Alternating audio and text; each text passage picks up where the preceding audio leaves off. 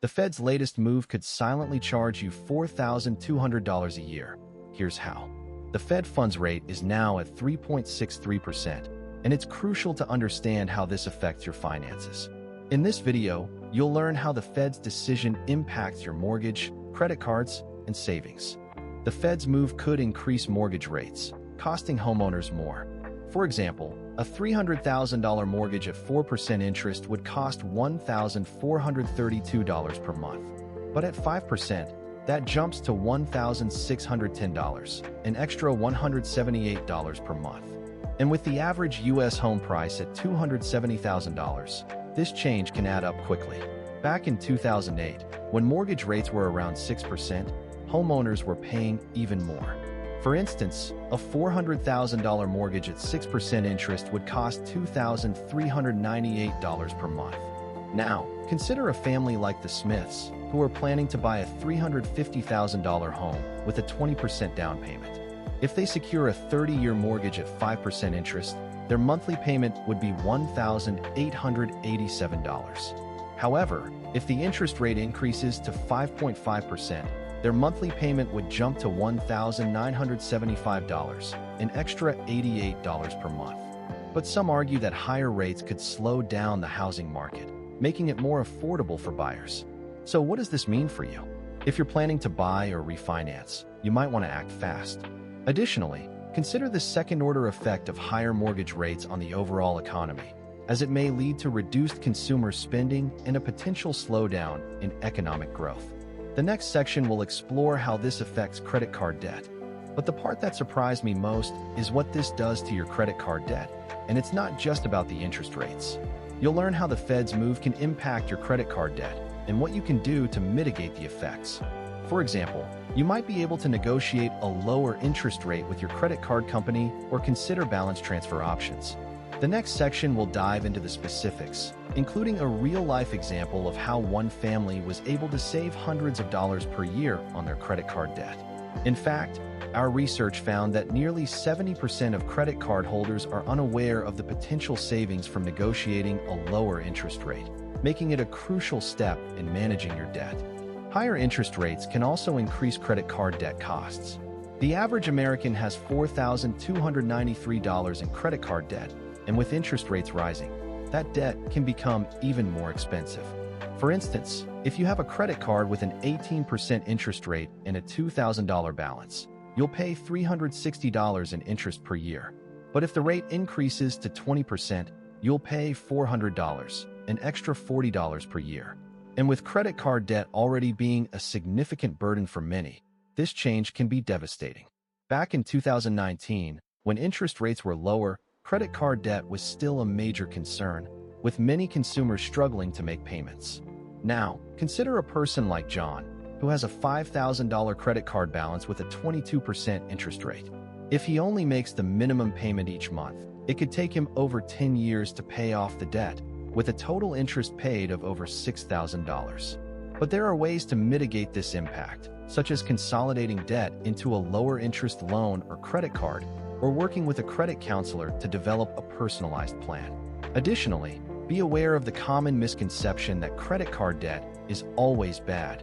In some cases, it can be a necessary tool for building credit or covering unexpected expenses. Furthermore, it's essential to consider the second-order effect of higher interest rates on consumer behavior, as it may lead to reduced spending and a potential slowdown in economic growth. For example, a study by the Federal Reserve found that a 1% increase in interest rates can lead to a 0.5% decrease in consumer spending, highlighting the need for consumers to be aware of the potential impact on their wallets. But what about savers? Can they finally earn some decent interest? The answer is next, and it's more complex than you might think. You'll learn how higher interest rates can benefit savers, but also how it may impact the overall economy and potentially lead to inflation. For example, you might be able to earn a higher interest rate on your savings account, but you'll also need to consider the potential risks of inflation and how it may affect your purchasing power. The next section will provide a detailed analysis of the impact on savings accounts, including a comparison of different savings account options and their associated interest rates. Specifically, We'll explore how the current interest rate environment is creating a unique opportunity for savers to earn higher returns on their deposits, making it an ideal time to review and optimize your savings strategy. On the other hand, higher interest rates can benefit savers. If you have $10,000 in a savings account earning 2% interest, you'll earn $200 per year. But if the rate increases to 3%, you'll earn $300, an extra $100 per year. And with some savings accounts offering even higher rates, this change can be a welcome boost for savers. For example, the Ally Bank online savings account currently offers a 3.5% APY, which can earn you $350 per year on a $10,000 balance. Back in 2015, when interest rates were near zero, savers were earning almost nothing on their deposits. Now, consider a family like the Joneses, who have been saving for a down payment on a house. If they have $20,000 in a savings account earning 3.5% interest, they'll earn $700 per year, a significant boost to their savings goals. However, it's essential to note that these rates can change, and it's crucial to shop around for the best rates. Additionally, be aware of the potential second-order effect of higher interest rates on the overall economy, as it may lead to increased borrowing costs for businesses and consumers. Furthermore, a historical comparison to the 1990s, when interest rates were high, reveals that savers were able to earn significant returns on their deposits, making it an attractive time to save and invest. For instance, a $10,000 savings account earning 5% interest in 1995 would have earned $500 in interest per year, highlighting the potential benefits of higher interest rates for savers. Some argue that the Fed's move is not as significant as it seems. With inflation still high, the Fed may need to raise rates even further, which could lead to a recession. But others argue that the Fed is taking a necessary step to control inflation and stabilize the economy. As of July 30th, 2026, the Fed funds rate is at 3.63%, and it's unclear what the future holds. But one thing is certain: it's essential to stay informed and adapt to the changing economic landscape. For instance, consider the historical comparison to the 1980s, when the Fed raised interest rates to combat inflation, leading to a recession. However, the economy eventually recovered, and the Fed's actions were seen as necessary to stabilize the economy. Additionally, a common misconception is that the Fed's move is solely focused on controlling inflation, when in fact it's a complex decision that takes into account multiple economic factors, including employment rates, GDP growth, and global economic trends. The final section will summarize the key takeaways and provide an actionable next step. Moreover, it's essential to consider the potential impact of the Fed's move on the global economy, as it may lead to increased volatility in financial markets and affect international trade.